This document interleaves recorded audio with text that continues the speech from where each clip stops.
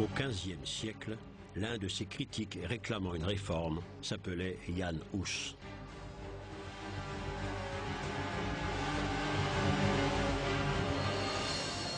Il allait payer ses idées de sa vie. Le 6 juillet 1415 à Constance, il finissait comme tous les hérétiques sur le bûcher. Il avait dû exposer ses thèses critiquant l'Église à un conseil ecclésiastique. L'empereur germanique l'avait assuré de sa protection, mais peu après son arrivée, il était emprisonné. Le réformateur tchèque avait la plus horrible des morts.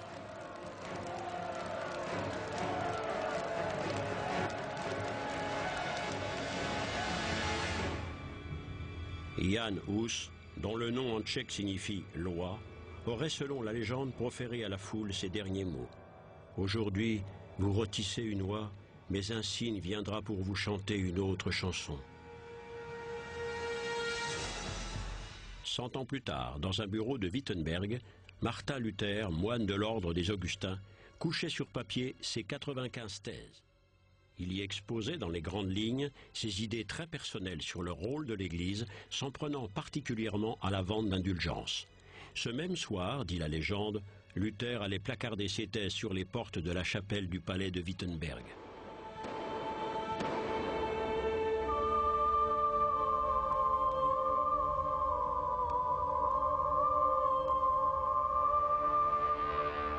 À la fin du XVe siècle, le monde était en plein bouleversement.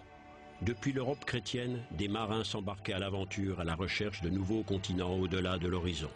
L'un d'entre eux était un intrépide capitaine de la marine génoise, parti s'aventurer sur l'immensité de l'océan Atlantique avec 3 bateaux espagnols. Christophe Colomb découvrait l'Amérique.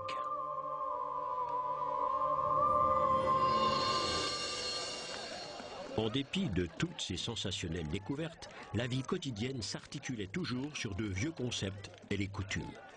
L'ordre médiéval était sous la coupe du pape et de l'empereur.